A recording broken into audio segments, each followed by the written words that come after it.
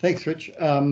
So yeah, my name's Robert Brunig. I'm a professor of economics at the Crawford School of Public Policy at the Australian National University, and I direct something called the Tax and Transfer Policy Institute.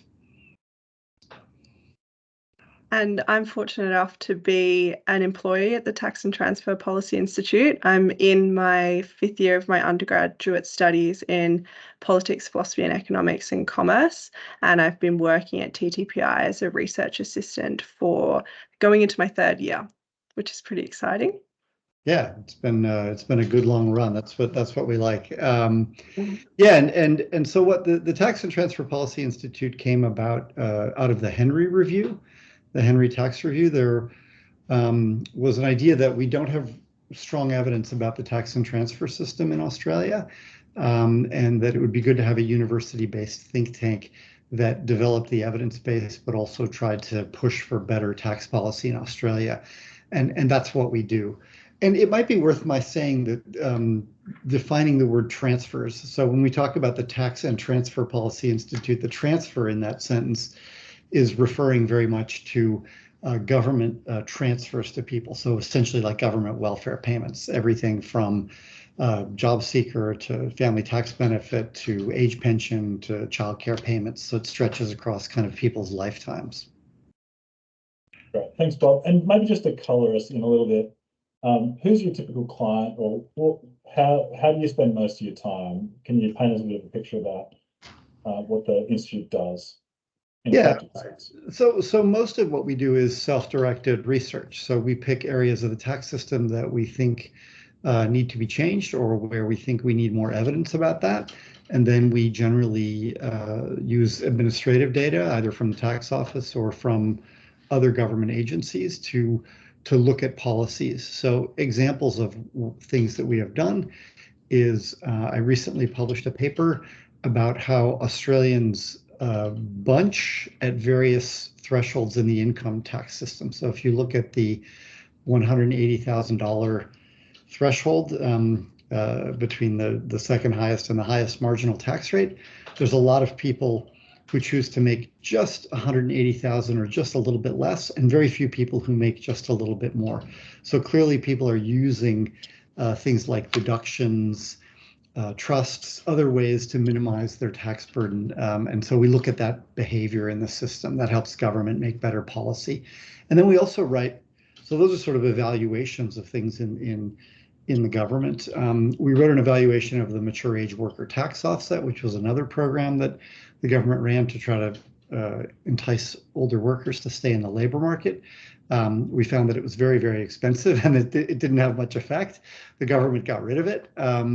And then we also write sort of major reports about aspects of the tax system. So we've written a major report about savings in Australia and how savings should be taxed. And we recently wrote a large report about corporate taxation and how we think that should be reformed. Yeah. Thank you.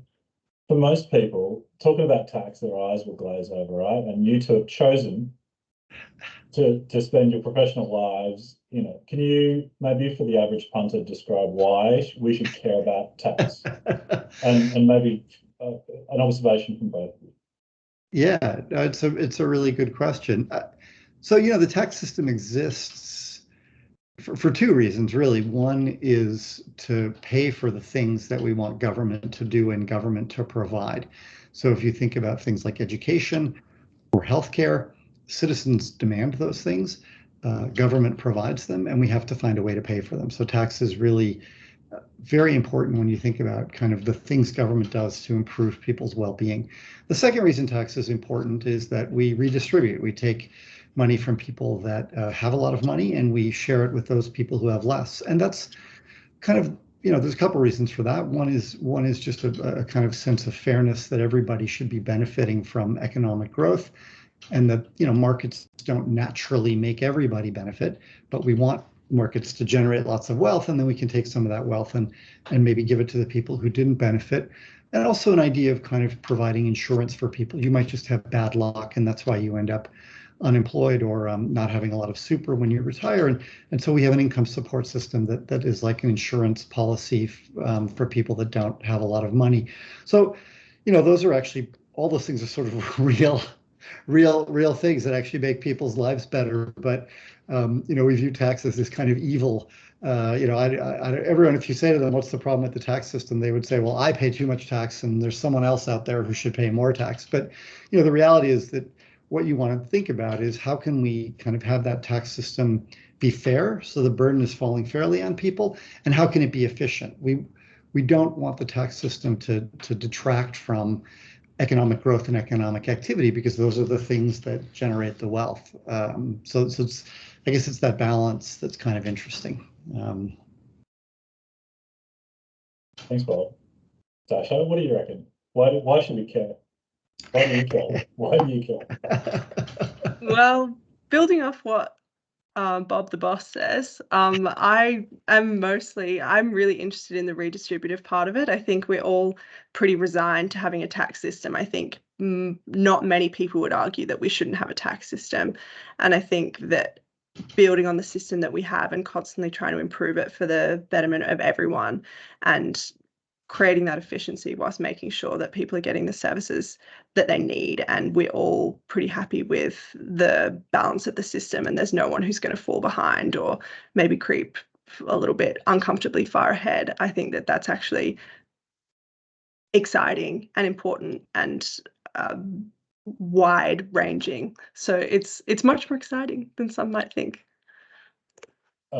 We're really appreciative of your passions for this particular area of policy. And glad we've got some experts who are able to sort of guide us. Speaking of improving the system we've got already, Bob, I think perhaps your first exposure to the proposed Biosecurity Protection Levy was in the context of some work that the Productivity Commission was doing, and they are attempting to improve the system we've got also. Can you just tell us in a few words, and know that's difficult, what the Productivity Commission reported on recently? Yeah, so the Productivity Commission wrote a relatively extensive report about the kind of creeping growth of levies in our system. And levies are basically kind of charges that are paid on specific activities that in fact are taxes. And I think they've become very popular because there's a bit of political gridlock in terms of reforming our tax system. And so our inability to kind of fix other parts of the system has led us to impose more and more of these levies, which actually can be quite damaging for economic growth. Thank you. That was an excellent summary. Are there particular characteristics of a levy that make them more at risk of being problematic or inefficient or bad in some way? I guess we like taxes that let me say one thing, but then maybe Sasha, yeah. I'll throw you. So in general, we prefer taxes that are at a low rate but applied to everything. So one of the arguments of the GST is that we want to tax all consumption at a low rate. Instead of having that, suppose you said, well, we're going to put a really high tax on one good. We're going to put a really high tax on refrigerators, and we're not going to have a tax on other things. Well, people will then, that will distort behavior. So it will force people to make inefficient decisions. They won't buy refrigerators. Instead, they'll buy a freezer. And we want people to make the best possible economic decisions for them that aren't influenced by the tax system. And levies are often on a very narrow or very specific good. And so they have this characteristic of affecting people's decisions in ways that might not be in their own, in the kind of general interest of well-being. Sasha? Yeah, I'm not sure how much I have to build on that. That's okay. I didn't know if you had maybe something else from that you read in the PC commission thing that you wanted to kind of throw on there, but yeah. Yeah, I think the figure that stuck with me was just that I think it was the 80s, we had 4, and now we have 250 or something like that.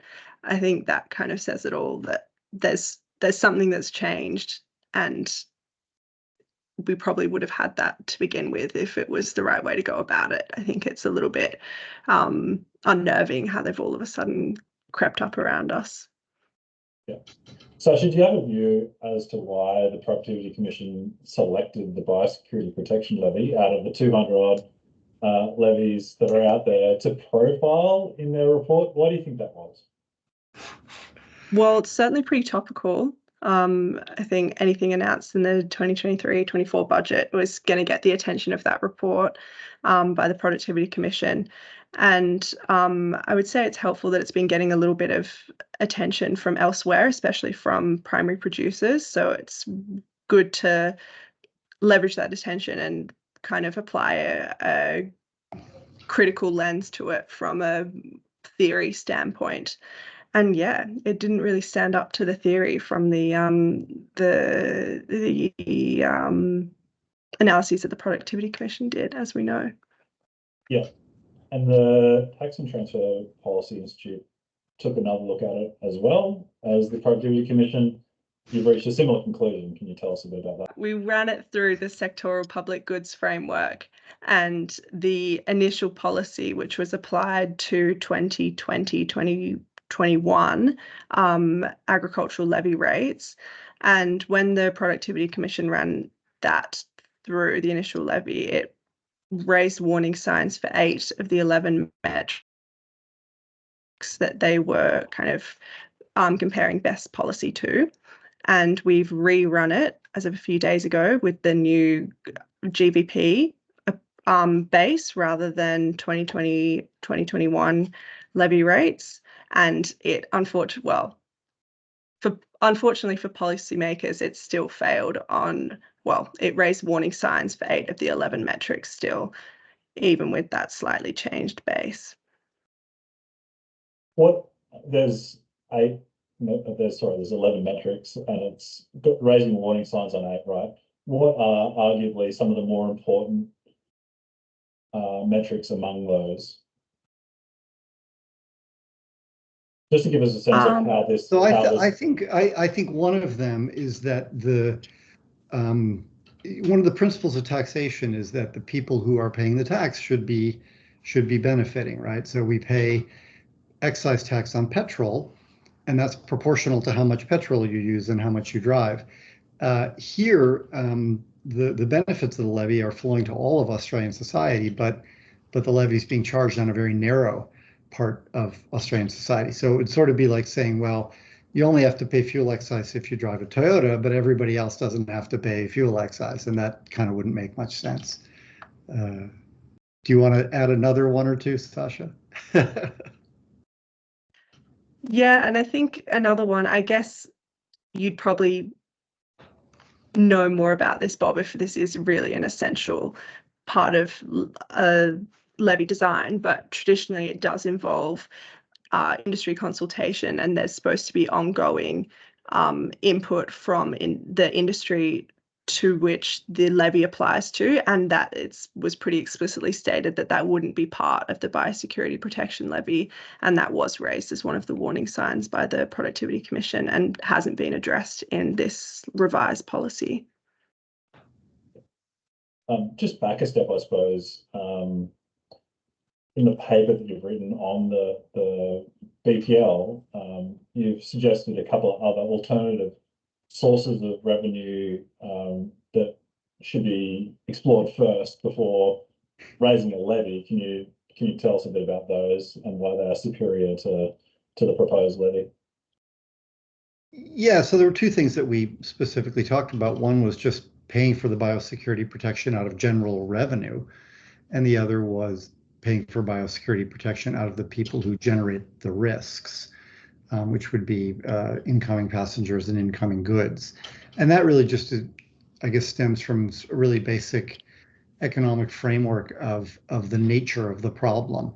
So the problem here is that when people and goods flow across borders, there's a biosecurity risk that's produced. And that biosecurity risk is potentially falling on all Australians if there's damage to our agriculture, to the native habitat of Australia. That's something that all Australians are going to suffer from. And normally in those cases, you would either try to attribute the charge to the people who are creating the problem, which is the flow of goods and people, or you would just pay for it out of general revenue and say, look, this benefits everybody, and all Australians share the benefits, so all Australians are going to share the cost. And it's again this idea of lining up the benefits with the cost, but also making sure that the fairness is preserved in the way that people are paying for it. So can you give us a sense of why the levy is maybe unfair as it is now? The government would suggest that the levy is fair because the agriculture industries do benefit from the pest and disease status that Australia enjoys currently. So why isn't it fair as it is now? Aren't we beneficiaries? Why shouldn't agriculture be paying for it alone? Well, because agriculture, it's. I mean, fairness is always the eye of the beholder, I guess. But I think there's two fairness questions. One is the question of is the cost that different parties are bearing sort of fairly distributed? And I think one can strongly argue that producers are already paying a great deal of money for biosecurity protection, and that this is actually increasing the burden on them in a way that is disproportionate. I guess the second thing is really a question of economic efficiency and what we think is best for Australian society as a whole.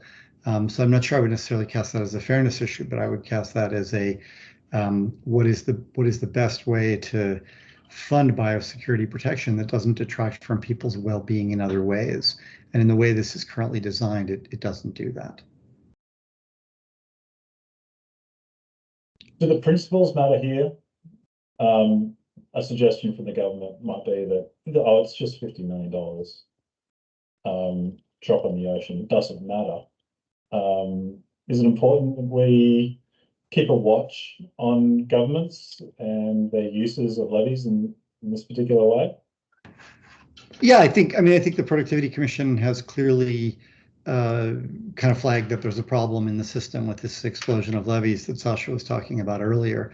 And so I think that suggests that we need to put some scrutiny on new levies or new attempts to impose levies. Absolutely. Yeah, and I think the argument could also go the other way of it's $50 million for farmers, or it's $50 million for